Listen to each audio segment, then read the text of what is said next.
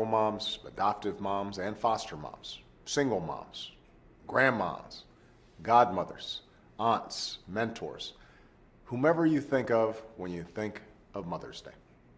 Or take a... And I know what they're saying now. Kids grow up so fast.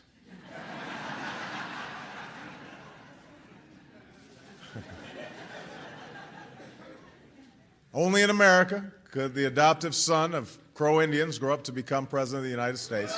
It is indicated by the SM-3s and the interceptors that are going to be located in Poland as part of our phased adoptive approach to missile defense.